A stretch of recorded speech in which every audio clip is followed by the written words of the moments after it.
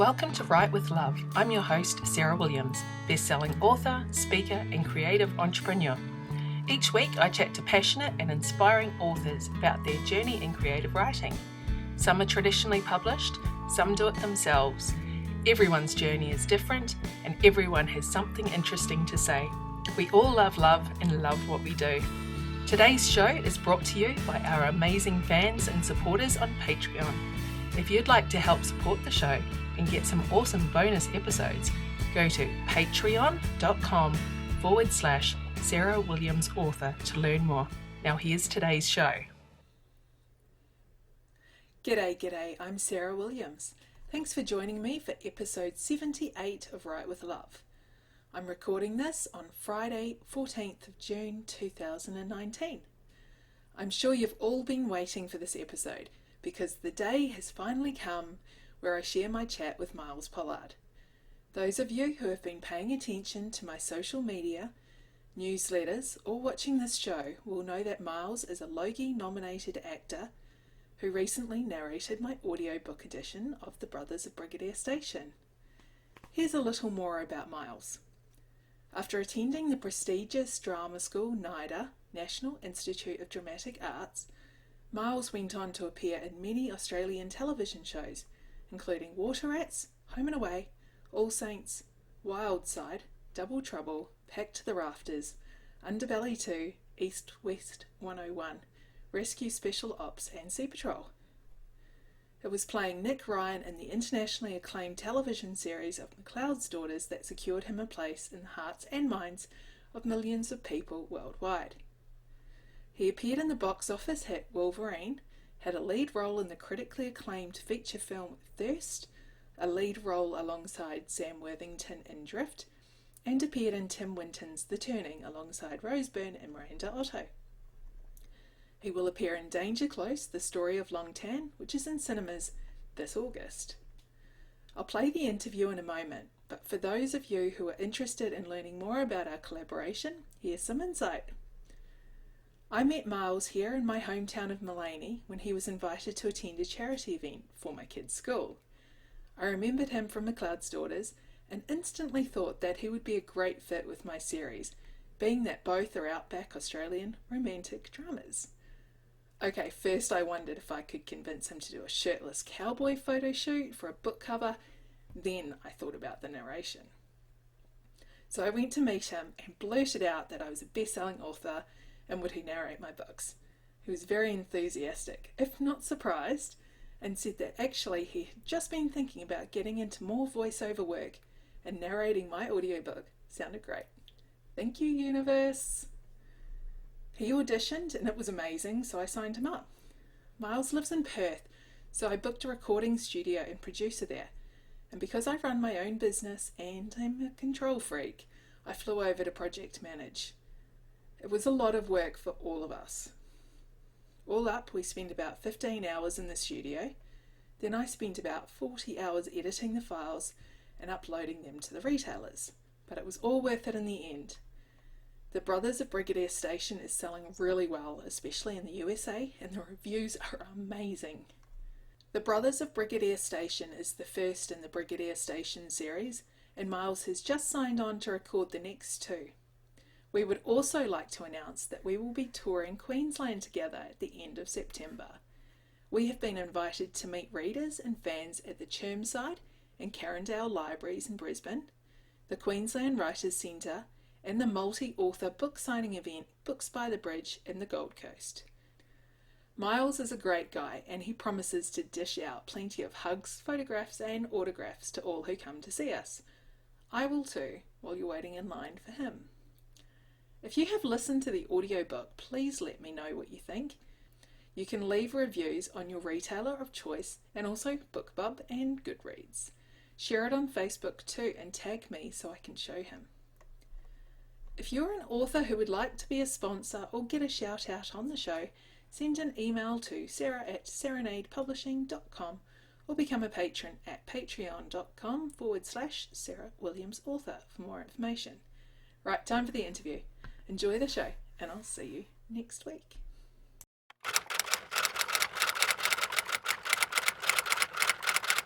Thanks for joining me today, Miles. How are you? I'm good, Sarah. Thanks for having us. No worries. So I'd love if you could just tell us about yourself and your acting career so far. So my acting career, so it stretches back about 20 years.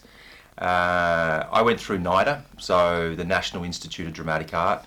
I graduated in 1998, and following that I went on and got involved in a whole bunch of different TV shows like Water Rats, like Wild Side and All Saints, and East West 101, and then finally 2 years out I got offered the role of McLeod's Daughters, the infamous McLeod's Daughters, and so that was 5 years full-time work in South Australia. That was my first real big opportunity. I had no idea that the show would go on and become the most popular TV show in Australian history, Yep. the most successful TV show in Australian history in terms of how many countries it sold worldwide. I think when it was released in the first 12 months, it went out to 110 countries in the world. Yeah, wow.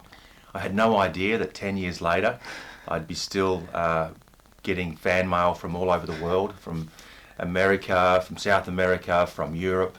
And the show just still has a massive fan base, and people have this sort of insatiable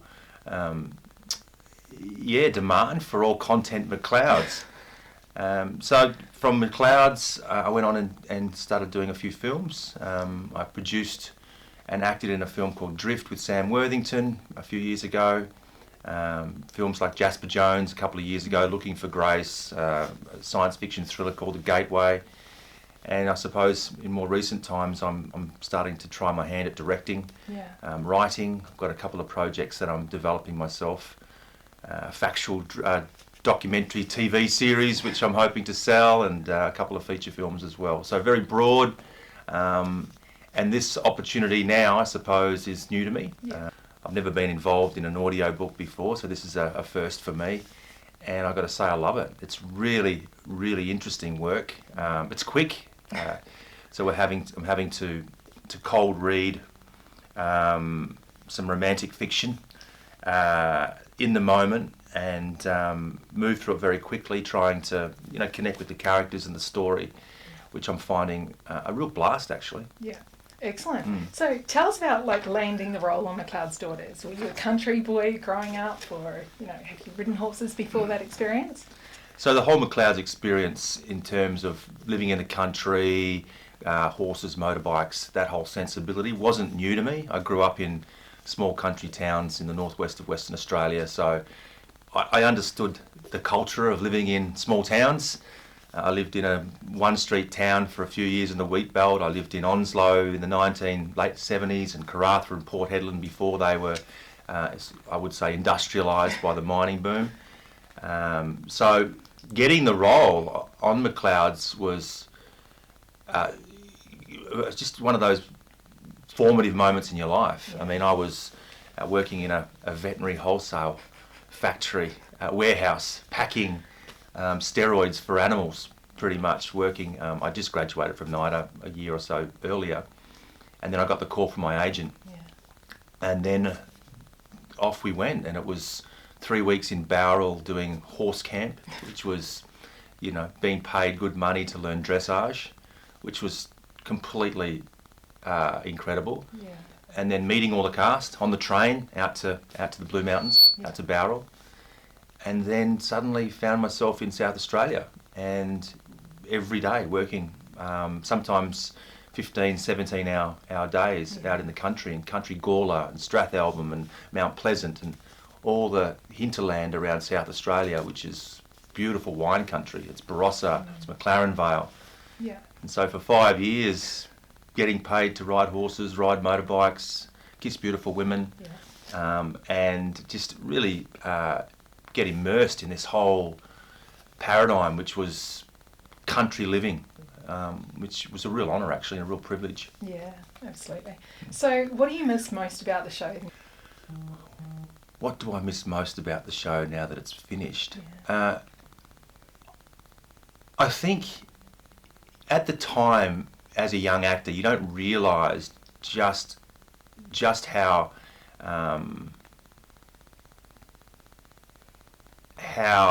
what's the word, how much of an impression the show would have on so many people for so long. We knew it was a good show. I felt that I had nothing to compare it to, so there was no precedent for me. So for me, it just felt like it was how the industry was. You know, you come out of NIDA and you get involved in a really successful show that does really well internationally for a decade. Okay, this is pretty easy. That's not the case. So I think I miss being around the people. I miss the relationships and the friendships are really strong, even to this day actually. I'm still talking quite regularly with Bridie.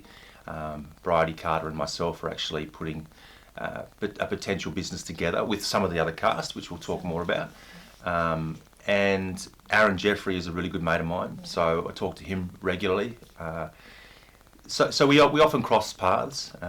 We've done a couple of functions in country Australia where we've come together and talked about our careers, and I love that. I love sharing stories with the cast, with fans. I miss just living in the bush. Really living. I lived in Gawler for about 2 years, and every spare moment was spent riding horses, going to rodeos. Having the luxury of having the Barossa Valley next door. All those sorts of things. And also the obvious point is that working every day for 5 years, that luxury doesn't exist anymore. They don't make TV like McLeod's anymore. We were making between 25 and 35 episodes a year. The only other show that really does that is Home and Away, that sort of generates so much content. TV shows aren't made to that model anymore in Australia. They do 5 episodes. So it was such a luxury as an actor to work consistently like that. I mean, if I had known that back then, I probably would have appreciated it a lot more, because it's certainly not the norm. Yeah, for sure. So McLeod's Daughters is available to stream on Stan now, which is pretty cool. And are you surprised by how popular it still is? Like I'm hearing people say they're watching it with their daughters and stuff now. So. Am I surprised that McLeod's is still really popular? Not really. I mean, McLeod's was released in 2001, just after September 11. I remember it clearly. It came to air at that time. And I reckon there was definitely a huge paradigm shift in viewing habits. People moved away from the violent, the more, I suppose, controversial formats, and they moved towards community and family, and that whole sensibility. The unashamedly romantic and sentimental. People were looking for something, I suppose, a little more enriching. I mean, it's a big, bad, ugly world out there that can be quite scary, and I think that's why it's had a resurgence too. I think people are becoming more tribal. People are moving back to community. They want to be enriched. They want to see the simpler sort of things in life. They want to celebrate the simple things in life, and McLeod certainly captures that and celebrates that. So I'm not surprised. I think we need more of that type of content, especially now. Yeah, absolutely. Completely agree. All right, so this is your first audiobook narration. What do you think? So this is my very first audiobook narration.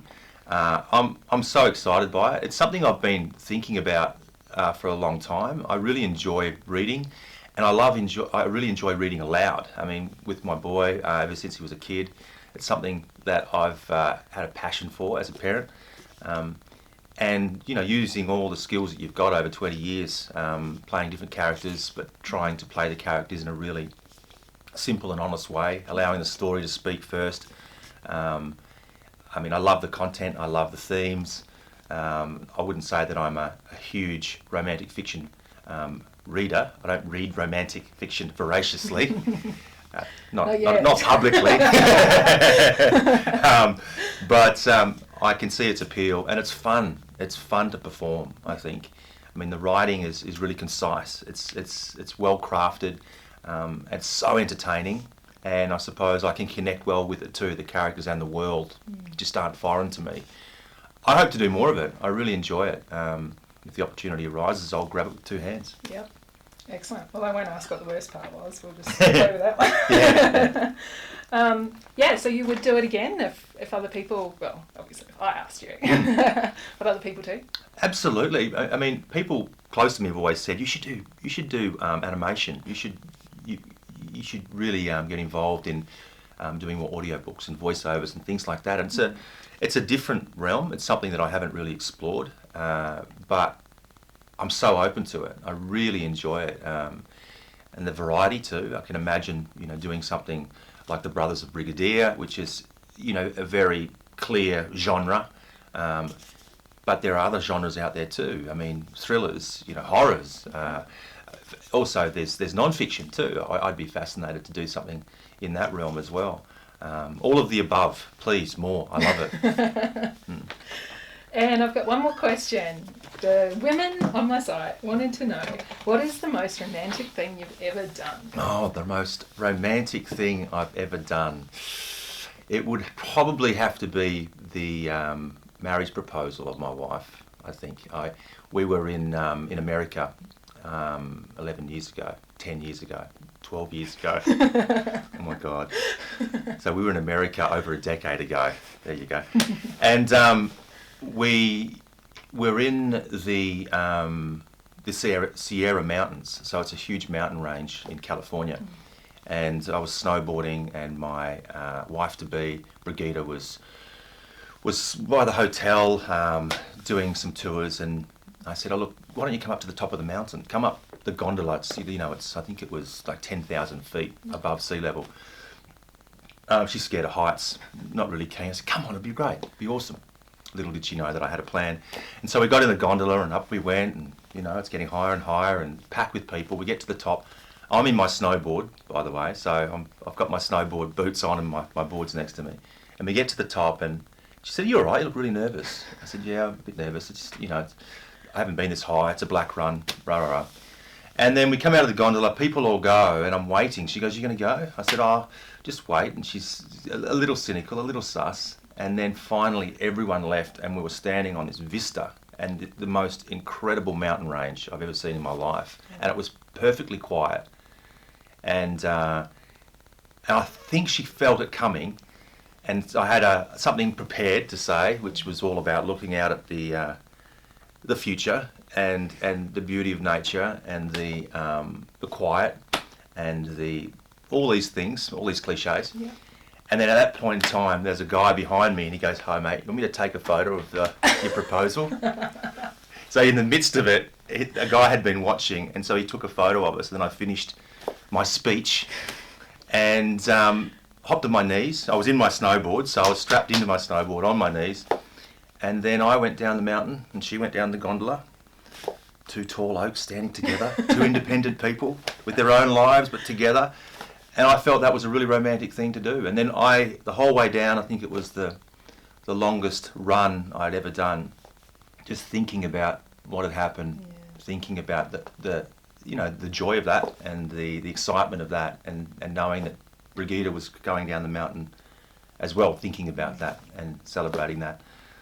So I think it was pretty romantic. That's pretty good. Yeah, I mean, think you're talking to somebody whose husband literally just handed her a ring and said, "Do you want that?" Oh, really? Thanks very much. No, I didn't even have a ring. I mean, she's not a jewellery person, so it's more about experience, and that to me was an ultimate experience, something we haven't recreated really. That was one of the most amazing trips of our life. Yeah. Oh, that's awesome. Well, thank you so much for talking to me today. You're very welcome. Thanks for joining me today. I hope you enjoyed the show. Jump onto my website, sarahwilliamsauthor.com, and join my mailing list to receive a free preview of my books and lots of other inspiration. If you like the show and want it to continue, you can become a sponsor for just a couple of dollars a month. Go to patreon.com/sarahwilliamsauthor. And remember to follow me on Facebook, Twitter, and Instagram. And don't forget to subscribe to my YouTube channel and leave a review of the podcast. I'll be back next week with another loved up episode. Bye!